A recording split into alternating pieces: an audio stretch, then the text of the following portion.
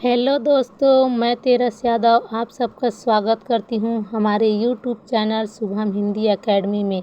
तो दोस्तों, इस चैनल के माध्यम से हम यूजीसी नेट सेट की तैयारी कर रहे हैं। तो यदि आप चैनल पर नए हैं तो चैनल को सब्सक्राइब कर दीजिए, साथ ही बेल आइकन को प्रेस कर दीजिए ताकि हमारी हर आने वाली वीडियो का नोटिफिकेशन सबसे पहले आपको प्राप्त हो सके। तो फ्रेंड्स, आज हम लोग बात करने वाले हैं यूजीसी नेट के सिलेबस में लगे इकाई 8 नाटक के बारे में।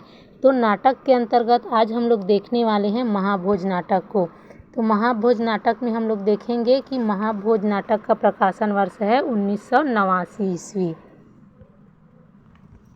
जिसके लेखिका है मन्नू भंडारी जी, जिनका जन्म है 1931 ईस्वी।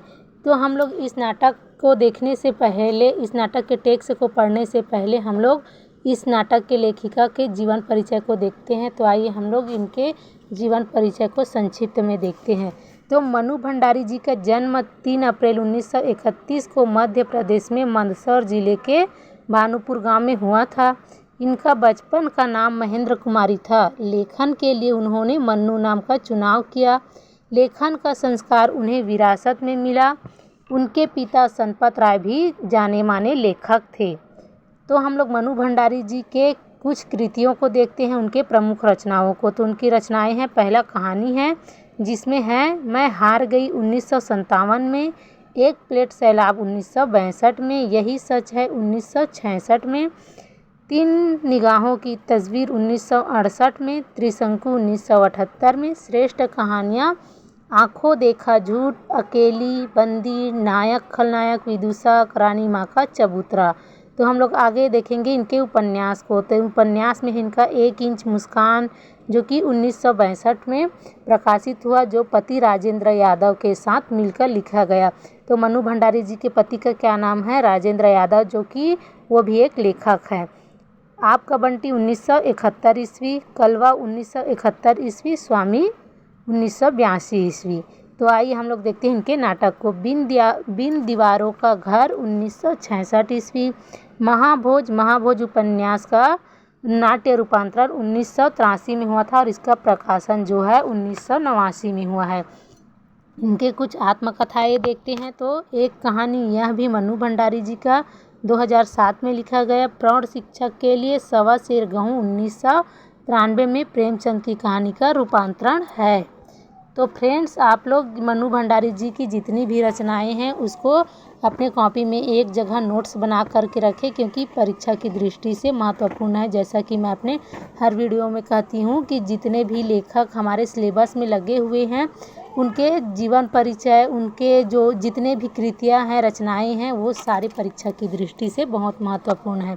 तो आगे हम लोग देखेंगे लेखिका को साहित्य जगत में आपका बंटी उपन्यास में प्रसिद्धि मिली। जो लेखिका है उनका एक उपन्यास है आपका बंटी, जिसका प्रकाशन वर्ष है 1971 ईस्वी, जिसमें लेखिका को प्रसिद्धि मिली। तो महाभोज नाटक के कुछ प्रमुख बिंदु को देखते हैं हम लोग।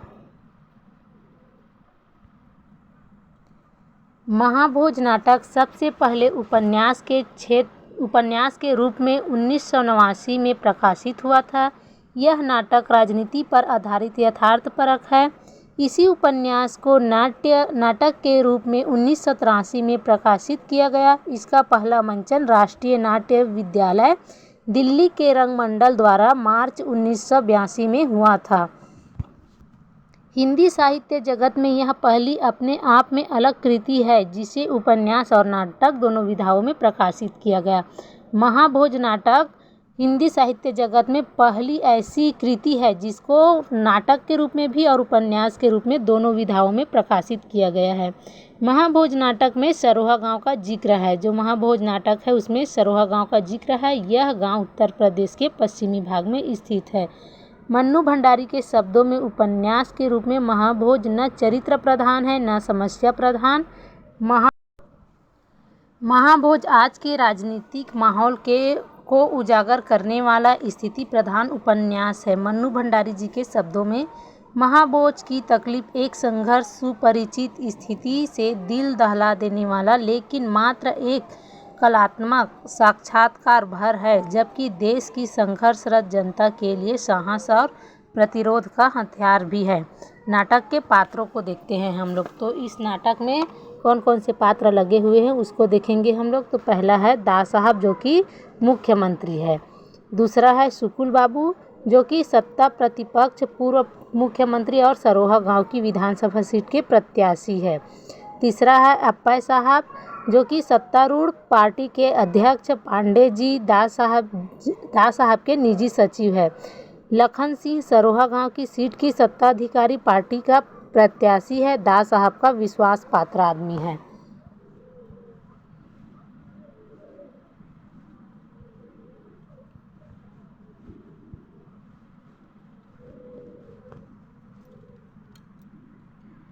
जमुना बहन दास साहब की पत्नी है। एसपी सक्सेना पुलिस अधीक्षक है। डीआईजी सिन्हा यह बड़ा ही स्वार्थी चरित्र है। श्रीमती सिन्हा डीआईजी की पत्नी है। दत्ता बाबू मसाल समाचार पत्र के संपादक है। भवानी मसाल के सहायक संपादक है। महेश रिसर्च स्कॉलर का सूत्रधार है। नरोत्तम प्रेस रिपोर्टर है। मोहन सिंह पुलिस कांस्टेबल है। रित्ती दास साहेब का पीए है। हीरा बिस्सू की पिता है। हीरा बिस्सू के पिता है।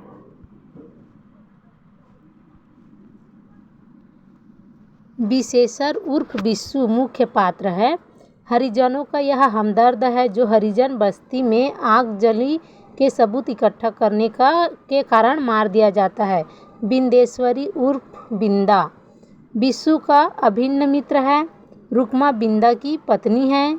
जोरावर स्थानीय बाहुबली और दास साहब का सहयोगी है। काशी सुकुल बाबू भूतपूर्व प्रधानमंत्री। सदाशिव आत्रे सत्ताधारी पार्टी के अध्यक्ष। जोरावर स्थानीय बाहुबली और दास साहब के सहयोगी। ये शायद 2 हो गए हैं। लोचन भैया सत्ताधारी पार्टी के असंतुष्ट विधायकों के मुखिया। दत्ता बाबू मसाल समाचार पत्र के संपादक। ये भी शायद तक रिपीट हुआ है। तो हम लोग आगे देखेंगे महाभोज नाटक के उद्देश्य को। तो महाभोज नाटक के उद्देश्य देखते हैं। इस नाटक में राजनीति स्वार्थ के लिए नैतिक पतन का चित्रण है।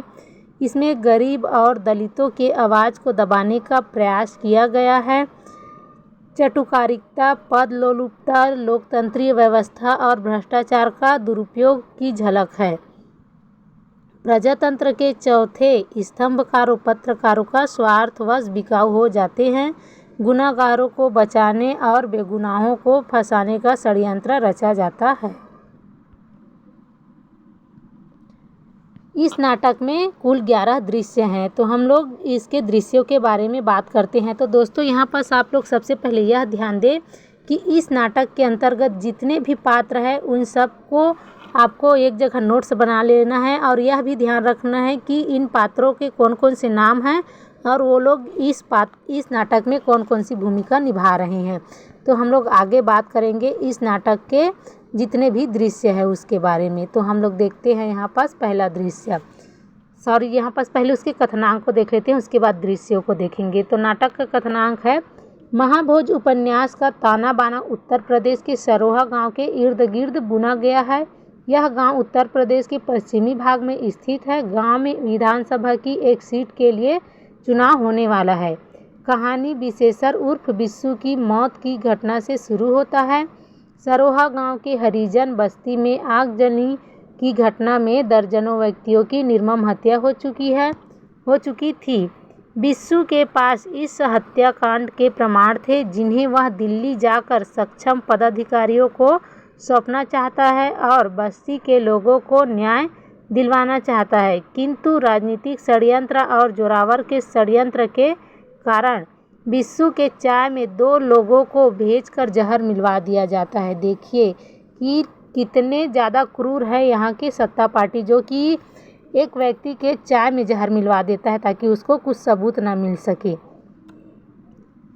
मिलवा देता है, जिसके चलते उसकी मृत्यु हो जाती है। बिस्सू के मौत के बाद उसका साथी विशेषर बिंदेश्वरी उर्फ बिंदा इस प्रतिशोध को जिंदा रखता है। बिंदा को भी राजनीतिक और अपराध के जाल में फंसाकर सलाखों के पीछे डाल दिया जाता है।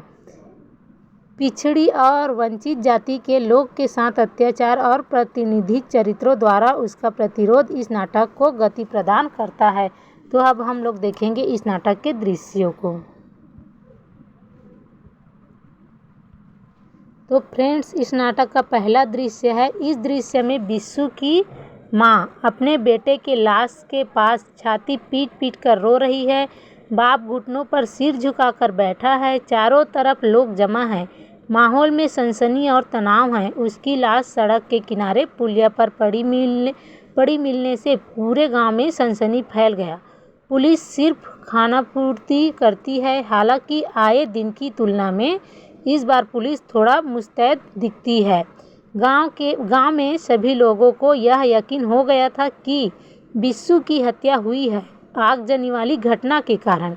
विशेषर की हत्या सिर्फ एक दलित युवक की हत्या नहीं थी, उस लोकतंत्र प्रणाली की हत्या थी जिसमें शिक्षा, समानता जैसी अधिकारों को शामिल करने और आदर्श बातें की जाती रही है, क्योंकि किसी भी देश का समाज में विकास की नींव रखने के लिए इन दोनों का होना बेहद ज़रूरी है। दूसरा दृश्य देखते हैं हम लोग। शहर का माहौल है। यहाँ मशाल साप्ताहिक का कार्यालय है। भवानी अपनी मेज पर फैली फाइलों में व्यस्त है। नरोत्तम गांव से रिपोर्ट लेकर सीधे भवानी के पास पहुंचकर गांव का सब हाल सुनाता है। विशेषर हरिजनों का नेता था। गांव के चुनावी सरगर्मी में ऐसा होना कोई आम बात नहीं है। आगजनी वाली घटना में किसी के कानों पर जूं तक नहीं रेंगी। किंतु इस घटना में सब कुछ मुस्तैदी से हो रहा था। परंतु मंत्री सुकुल बाबू का चुनाव में खम ठोक कर खड़ा होना, दोनों के बीच समसामयिक परिस्थितियों के बारे में बात होती है कि आज भी हरिजनों की जिंदगी बदतर ही है। इस आगजनी में 9 लोगों के जलकर मर जाने के बाद भी मामला ठंडा पड़ गया था, जबकि विधानसभा तक बात उठी थी। यहाँ पत्रकारिता का 2 चेहरा दिखाई देता है। जहाँ एक और नरोत्तम है जो सही और सत्य पत्रकारिता करने की कोशिश कर रहा है, वहीं दूसरी ओर भवानी है जो पत्र का अधिक बिक्री कैसे और किस माध्यम से हो वैसी पत्रकारिता करता है। नाटक में समसामयिक परिस्थितियों का यथावत जिक्र है जो कि आज के परिप्रेक्ष्य में प्रासंगिक है। तो हम लोग आगे देखेंगे तीसरे दृश्य को। यहाँ दास साहब के घर और घरेलू दफ्तर का दृश्य है। यहाँ पर लखन इस बात से हैरान है कि बिस्सू की हत्या की खबर अखबार में छपी है। हरिजनों के सारे वोट विपक्षी पार्टी सुकुल बाबू को चली जाएगी, इस बात से वह आतंकित है। चुनावी दावपेच और वोट कैसे और किस तरह लालच देकर लिया जाए, इसकी योजना बनाई जाती है। नाटक में चुनावी माहौल को दिखाया गया है। चौथा दृश्य है विशेषर की मौत से आक्रोशित बिंदा। जब भी इसमें विशेषर की मौत हो जाती है तो इससे आक्रोश होकर बिंदा उसके मौत का बदला लेने के लिए तैयार रहता है। महेश और रुक्मा उसे इस पचड़े में न पड़ने की सलाह देते हैं। विशेषर की मौत के कारण गांव में सभी ग्रामीण नारे और जुलूस निकालकर आक्रोश दर्शाते हैं। वहीं सुकुल बाबू गांव में जनसभा करते हैं। आगामी चुनाव को मद्देनजर रखते हुए जनसभा का अंत सुकुल बाबू और दास साहब के लोगों के बीच मारपीट से होती है। तो पांचवा दृश्य है राजनीति में किस प्रकार प्रलोभन देकर रैलियों में भीड़ इकट्ठी की जाती है। इसमें यह तरकीब सुकुल बाबू अपनाते हैं। इस रैली से दास साहब के पार्टी के लोग आगामी चुनाव के मद्देनज़र थोड़े चिंतित हो जाते हैं। वैसे भी दास साहब के पार्टी के लोग उनसे बेहद नाराज थे। लखन को सुकुल बाबू के मुकाबले खड़े करने से दास साहब मामले की पुनः रिपोर्ट बनाने के लिए सक्सेना को कहता है। अप्पा साहब से पार्टी के सभी लोग मतभेद को दरकिनार करके पार्टी का साथ देने के लिए कहते हैं।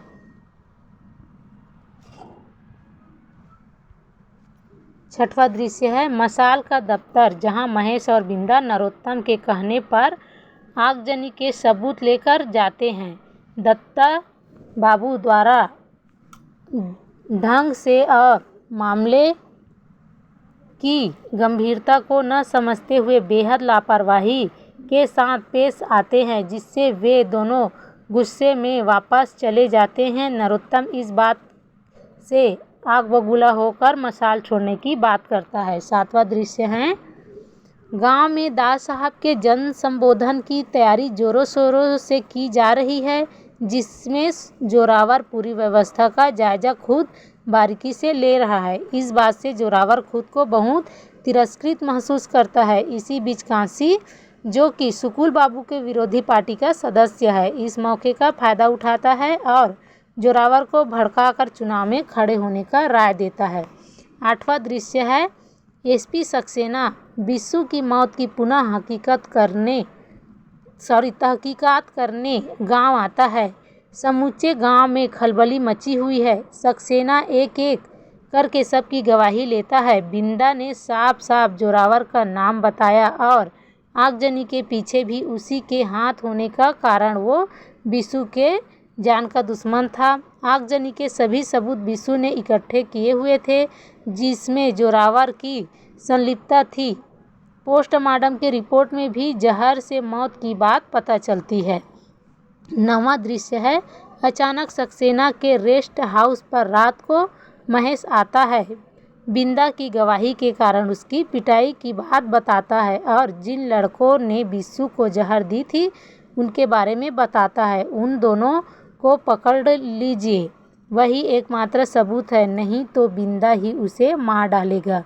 दोनों लड़के टिटहरी गांव के हैं, बिंदा भी वहीं का है। यहाँ पास आप लोग जो गांव का नाम आ रहे हैं उसको ध्यान देना, टिटहरी गांव है यहाँ पास।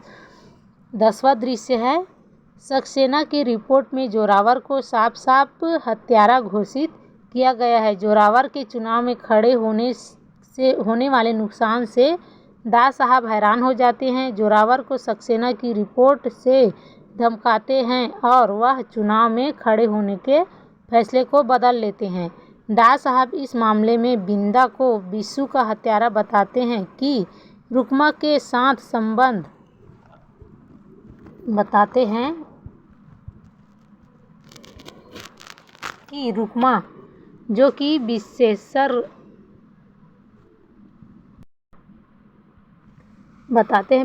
के साथ अवैध संबंध। बिंदा बर्दाश्त नहीं कर पाया, चोरी छुपे उसने इस कार्य को अंजाम दिया। दास साहब ने डीआईजी को कहा कि सक्सेना को सस्पेंड करो और बिंदा को गिरफ्तार करो। इस दृश्य में राजनीति में व्याप्त शक्ति का दुरुपयोग साफ साफ दिखाई देता है।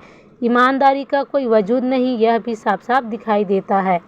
11वां दृश्य, जोरावर